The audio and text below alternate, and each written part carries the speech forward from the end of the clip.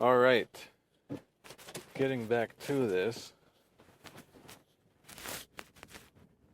the idea that I can attempt to explain some of Garrison, not to others necessarily, but to myself,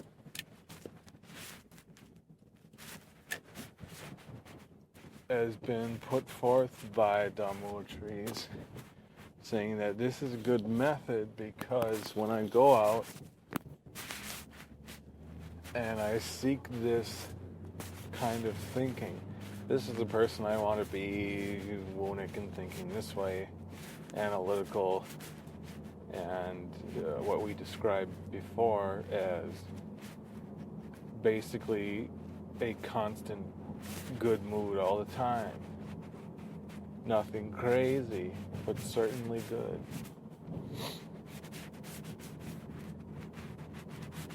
But it is sort of crazy because it's not just basically good. It's at its worst basically good. You know? And it doesn't go above and below the baseline. The baseline is the general idea of the general attitude towards life and all data being collected. And if you're below the line, you start dropping things. But if you stay above the line the whole time you're thinking, which is what Uunic is, you don't lose anything. You keep it all in your hands and you keep it all in perspective.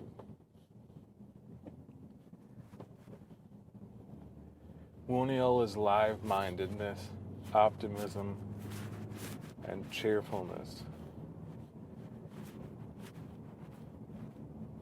Whereas Ilwain is preferential and in distress,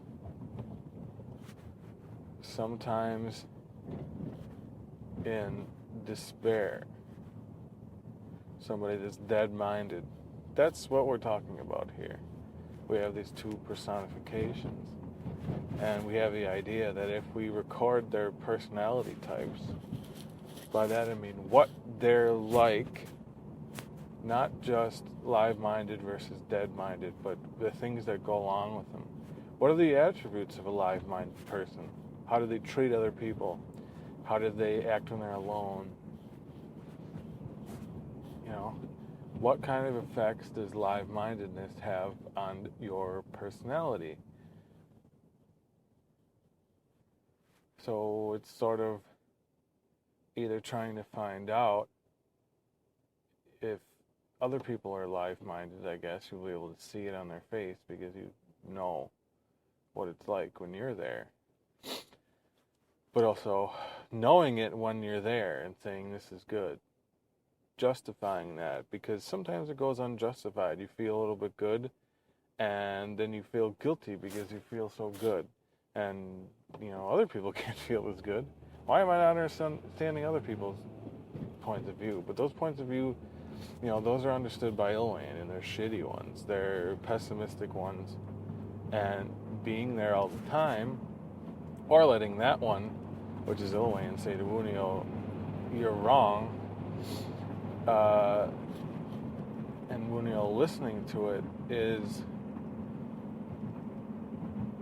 not the right position to be in, because ultimately your pessimistic one owns your optimistic one. And this is something that's switched. It used to be my optimistic one totally owned my pessimistic self. My pessimistic self was there, but totally dominated by my optimistic self. I think in 2012 this switched around to the other side. Now we see it going back the other way, and Uunic is actually having the upper hand. Because it's basically like this. If you get an Ilwain thought in your head, and Uunic can just say, no, stop it, and Ilwain will stop, that's how you know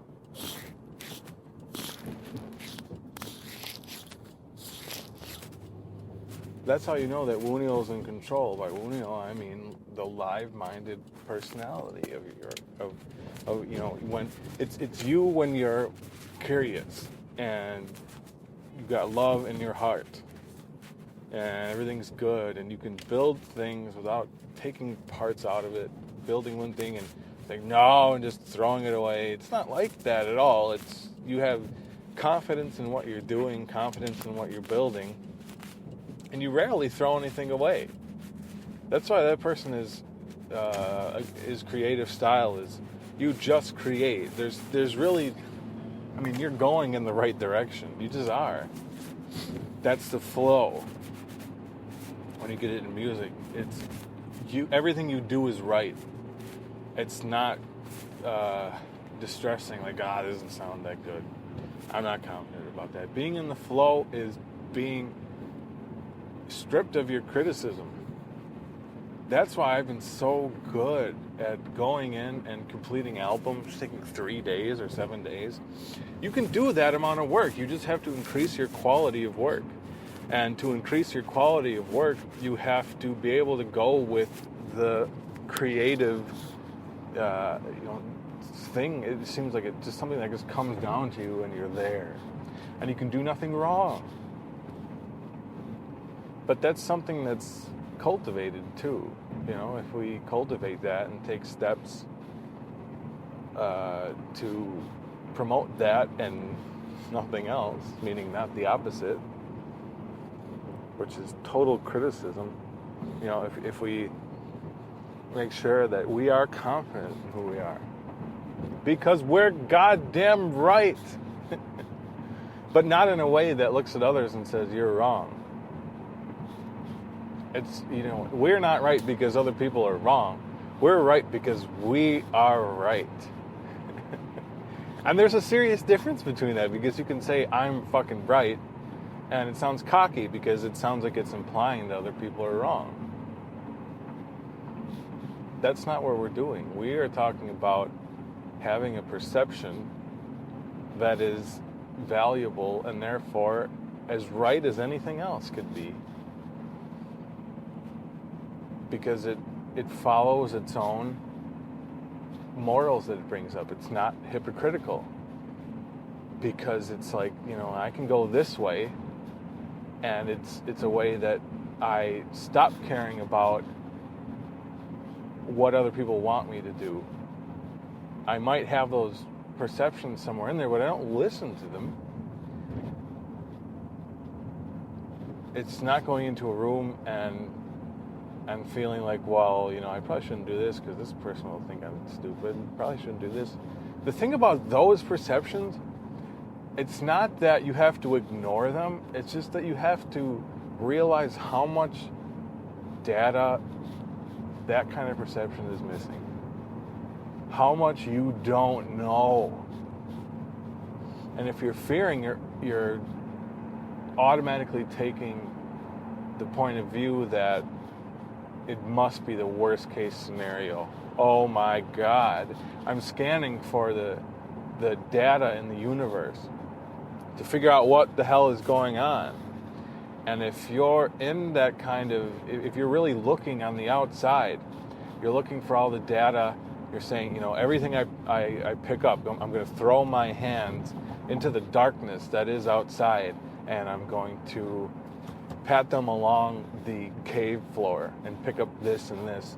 And that's what I'm going to base my view of the universe on, is what I'm picking up off the floor, a rock and this piece of dirt and everything.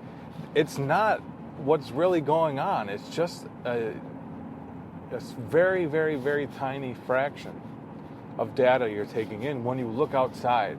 And symptoms of looking outside are caring what other people think. Really caring what other people think above you.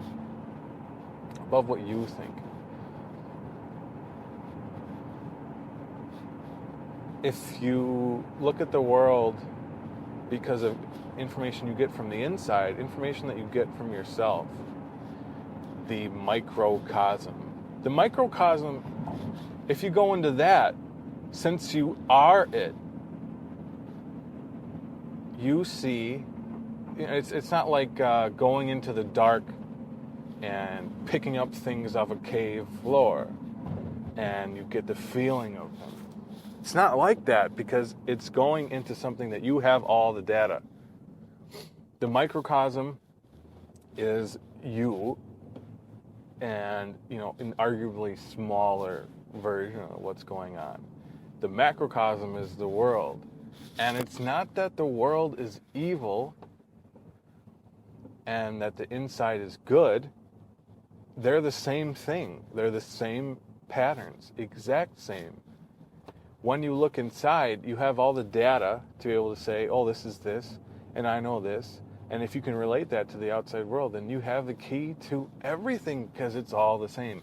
Anything that can happen on the outside is something that happens in you.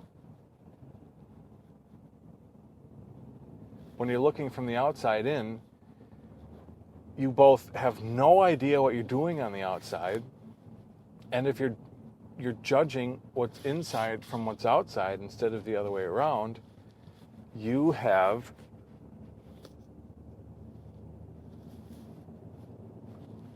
the smallest amount of information to make decisions about the value of what's inside you. And since you don't know, an initial sense, the typical reaction is fear. I don't know, so it must be bad. That's how it is when looking at yourself, too. How do other people think about me? How do I fit into this world? And you don't have any data, so it's like, I don't know, so it must be bad. The situation must be bad. I must be a piece of shit. Because I don't understand how I'm fitting in here. If you go from the inside, you know how you fit in. You fit in goddamn perfectly. You're right in there, fits right in there. When you look from the inside, you understand that. And you not only understand how you fit right in there, you understand how everything does. It just fucking makes sense if you go into yourself. Because there it is. There's the pattern. And, the introverts... And maybe extroverts are people who go there and they get the data, but when they look inside, they're confused. Maybe there are people like that, but I'm not. You can say that some people are meant for bhakti. Maybe those are the extroverts. Some people are meant for jnana, and that's me. And I think there are a lot of people like me, and maybe a lot of people the other way. The important thing is that you find out where the truth is for you, outside or inside. For me, there's nothing outside. I have no idea what's going on. And you can think of that, well, maybe that's a female kind of thing. But I don't think it's one way or the other. Because females will understand what's going on in relationships. They're really smart about that. But they can stumble through the world when it comes to jobs and building things and shit like that. Men know how to build shit, and they know how to align themselves with a greater good idea and go with that. But they stumble through relationships. But when it comes to introverted versus extroverted,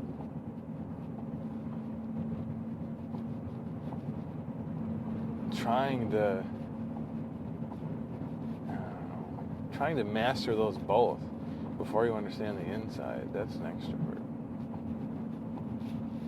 Trying to master those both when you're an introvert is hell.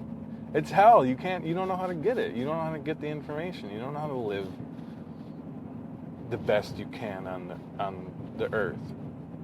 Besides starting from the inside. If you start from the inside as an introvert, you will do good in the world. You will luck out constantly because you don't have to think about those things. They just work because you're starting from the right place for you.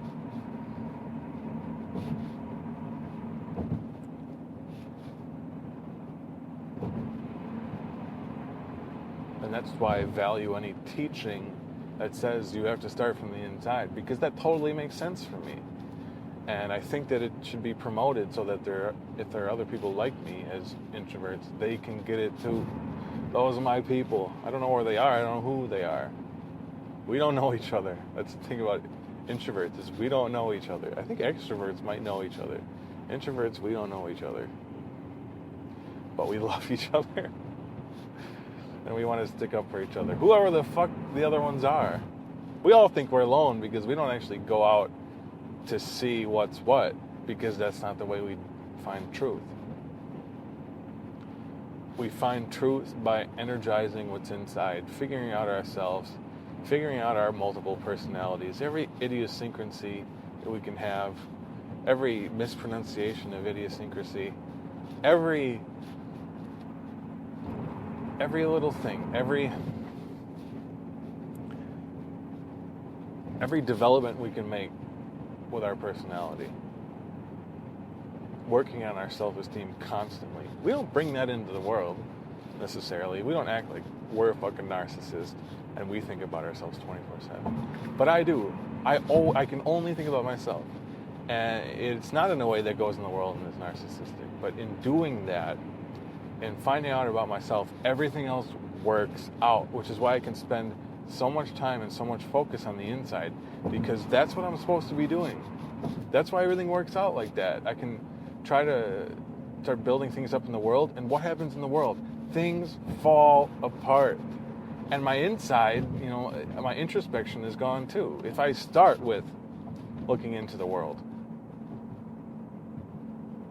if I start with saying I'm going to build this and, start this kind of relationship, romantic or a business relationship, or, a friendship that I mean to do for some extrinsic purpose, I'm going to get to this place because of this. If I start doing stuff like that, it's just, I don't know, it just doesn't work. It doesn't work because it forces things, for me, I don't know if this is true for everybody, but for me it forces things that shouldn't be, so they're not. It tries to force things that shouldn't be to be, and they're not. So I feel like crap. Like everything I'm trying to do falls apart because it's not meant to be. And I also abandon my inner self. So I have no idea who I am. I think I have an idea of what I'm doing, but I have no idea who I am. When I start from the inside, I have every idea of who I am. The multiple natures of me. I understand that, and I search through it every day. I know those woods, I know the crazy parts of my personality I can see and why they're there. It's not like, oh my God, these unstable energies I keep finding. It's not unstable energies. It's just looking inside and understanding their place, understanding how they all work together for the good of every other one.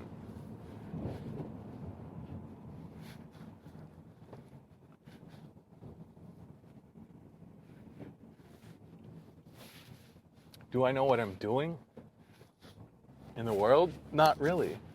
I don't focus on doing it right or doing it wrong.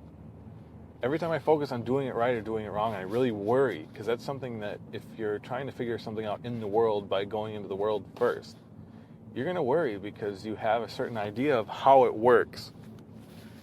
And you can worry because some of the things maybe are looking like you're not doing it right. Oh shit, I'm not doing it right. I have this idea of how to do it right, and I'm not doing it right. This part and this part are right, but this part's not. And that's what I'm going to think about all the fucking time. You can go into a state of introspection, and everything that has to do with stuff that happens in the world just works. You're not fidgeting with it. You're not fucking around with it and saying, the only way this is going to work is if I'm really fucking careful. You're not careful at all. You spend absolutely no time inputting information into the outside world. It just works around you. It's appreciative. The universe is appreciative when you don't try to program it, when you don't try to manipulate it. The universe does not like being fucked with. It has its own will, its own mind, and if you really try to force the world to do something, it's going to say, fuck you, stop touching me, get out of here, I'm going to fuck your life up, I'm pushing you away. And that's what happens when you're an extrovert and you try to change things in the world. The universe is not on your side. You know, you are going against nature. It's a very Taoist thought. But you're raising a sword up against something that's way stronger than you. If you don't raise a sword up against it, if you go with it, then you are it. You are a part of something that has no resistance. Because it's always the strongest thing. And if you're always with the strongest thing, you're not going to have big, dark preferences that eat away at you every day that they're not there. You know, you're just in the flow. That's the strongest energy there is. If you're with that, if you align yourself with that, then you are that.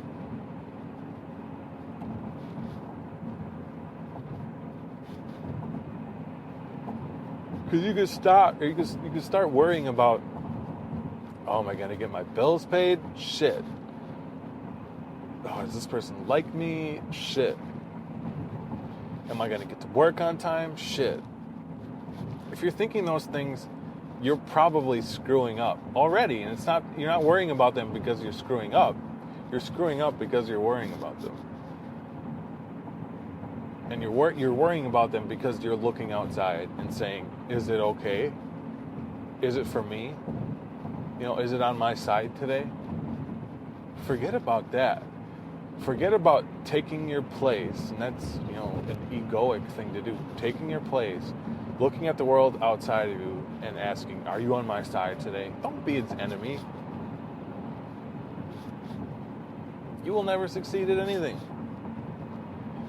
And you don't have to see the universe as like some kind of overt power, the powers that be, or something that's always going against you, and if you align with it, you join the dark side, but you get bothered less. It's not like that. The thing we're talking about is all benevolence, and it's hidden. Not many people see it. You know, if you get with it, it's bliss. It's nothing evil, it's just bliss. Everything is right. It's love and lack of guilt, lack of shame, lack of fear, lack of criticism. You're just there.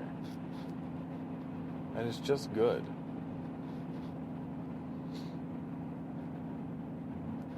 And the thing about that is you can make decisions from it. There is a place that you can go mentally that's not above mind and therefore wouldn't make any decisions in this world. We're talking about the thing that you can run in everyday life, in every moment of the day. It's not some airy-fairy drug high or a special energetic magical state or something. It's just what you should be in all the time, what you can be. You can run your life by it. It is lacking nothing. Because it's the perspective that includes all other perspectives.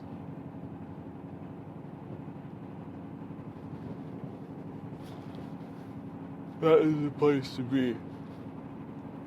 A perspective that includes all other perspectives. So anyway, recording these things, Daṇḍin's idea, and we were calling them D2, D squared,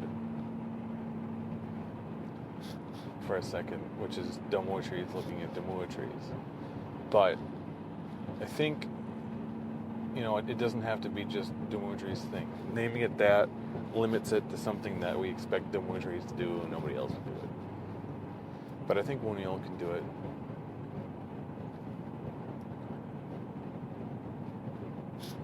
And in order to have the squared, you know, this gives the ability for it to be squared, but, you know, it was really something to listen to the way I talk.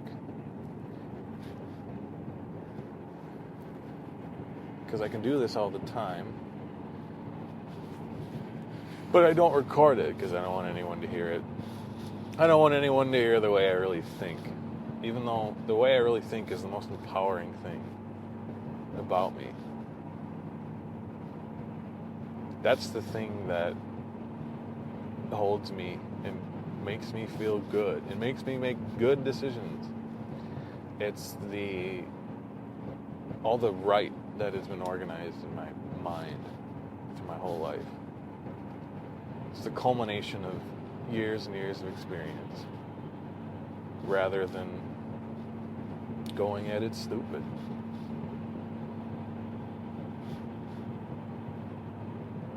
It's wisdom. Knowing the patterns of what has happened before and being able to apply them to your current situation and make a decision based on that. It's not just knowing. It's not just knowing, oh, this happened to me before. Because you could know what happened to you before, know that it was bad, and still do it. You have the death wish in it. Knowledge can have a death wish. Knowledge can know something. I fell off this cliff and it really fucking hurt before. You know what? I want to do that again. That's something knowledge can do. But wisdom would just see the next thing. Okay, there's that cliff. I'm not falling into it again. Period. And you stick to that. That's wisdom. That's what wisdom can do. And then it goes to the next thing. Wisdom always knows that there is the next level, and that it's so much more fulfilling than being a martyr, being a victim. It's so much more fulfilling than that. And you shouldn't forget that it's always more fulfilling. To be right, to do the right thing in everything that you do. There's no moral system. There's no condemnation of anything. It's what you know to be right in that moment, and you do it. That's not just knowledge. Knowledge can sit there, and you can go against it. You need to be wise. That's the need for wisdom. If you were wise, you would do the right thing. If you were wise, you wouldn't just know the right thing, you would do the right thing. And that's the thing that we chase all the time. We have to go out and find it. Find where the wisdom is and say, we will spend more and more of our time here every day. We will make that the foundation. And the lovely breaking point of everything is when you go towards an energetic state and you eventually get to a point where you've built so much of it up that is the ruling energetic state. You can seek one out and then say, I'm going to have more and more of this every day. More and more of this every day. Increase this energetic state. You do that in everything you do. And if you put that wisdom and doing the right thing into that position of that's the energetic state that I'm going to take more from all the time. Because it's not like you have to go out and do that and you never did that with anything else. This is something you're doing all the time. You're looking at an energetic state, you're saying, I want to be more like that. For whatever reason, saying, I want to be more like that. And you can have it be good. It could be a shitty one too. It could be, I want to be more self-loathing. And you can do it experimentally. You know that it's going to make your life bad, but you're doing it for the experience. So you can come out and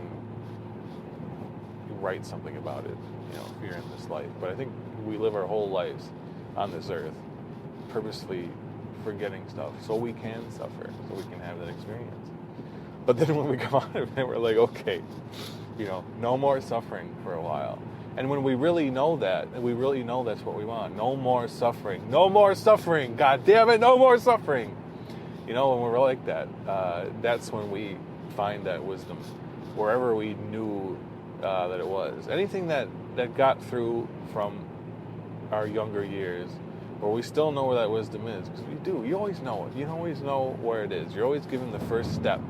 You always got that waypoint and the arrow on your map that's pointing towards the waypoint. There might be shit in the way, but you ultimately know the first step to getting there. And that's the best thing about it, is you always know that the first step back to wisdom and to love and to doing things the right way. That's your moral compass. And it's not moral like a moral system. Like thou shalt not do anything like that.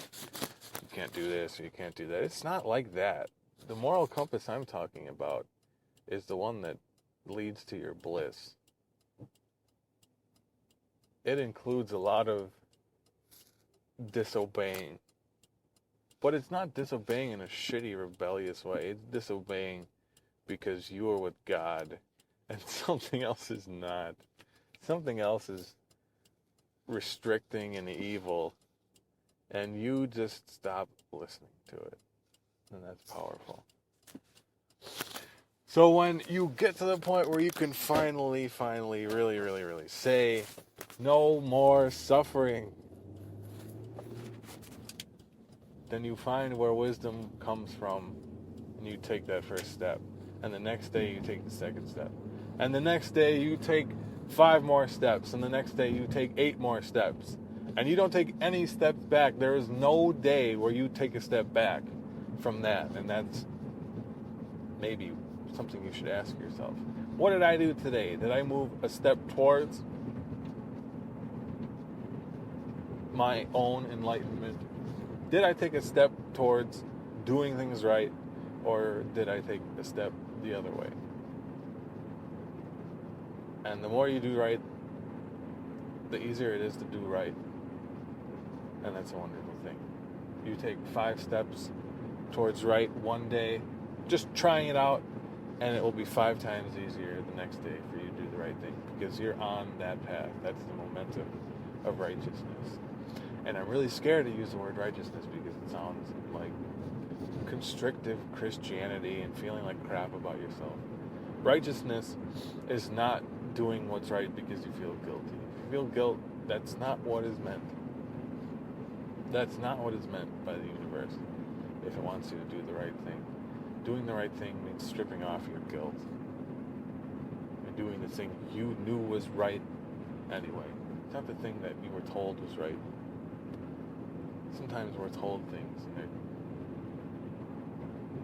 they align with what's really good. Something a sage said. You go, wow, there's really something to that.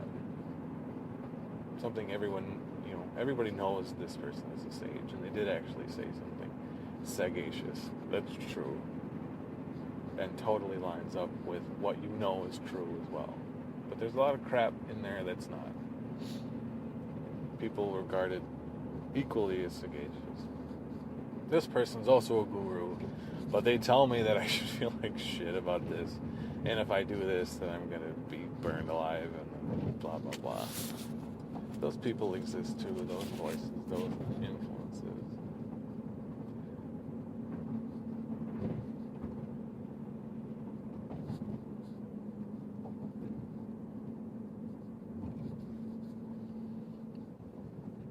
Do what's right in everything you do. If you can even tell yourself that, that's a good sign. There have been times in my dead-mindedness where I would think, do what's right in everything you do, and I wouldn't be able to say it because it would bring so much shame and guilt to me. Oh no, I'm not doing that. But thank God for being able to say that. Do what's right in everything you do. Because in saying that, you're accepting that there is a right way. And it's not written in a goddamn book. It's written on your heart. If you can't see it, then you're so out of touch with your heart. So out of touch with what you want. There's a giant you. This is about you and what you want. God damn it. Wake the fuck up. Stop thinking that this is about what somebody else wants. This is about you. So wake up. This concerns you. You know? And when the universe says to you, this concerns you, it's not saying this concerns you and you need to go be in that work camp over there because you're not being good enough. No, when it says that, it's saying this concerns you and you need to get out of that work camp and start living for what you want to do, motherfucker, because that's what you're supposed to do. If you feel shitty, you're in the wrong situation.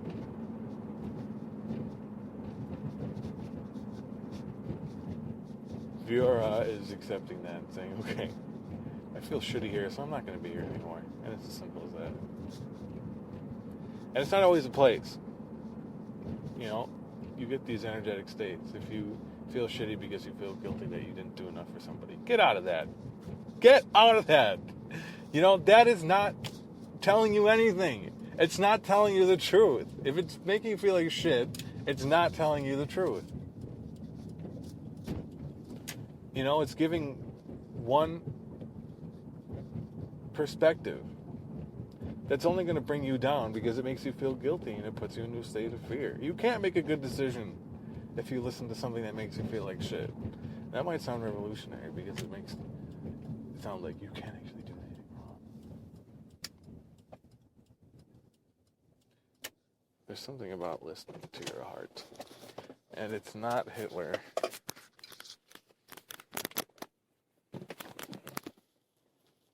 Listening to your heart makes you like Mother Teresa. It doesn't make you like some butcher. Listening to your fear at all makes you into a butcher.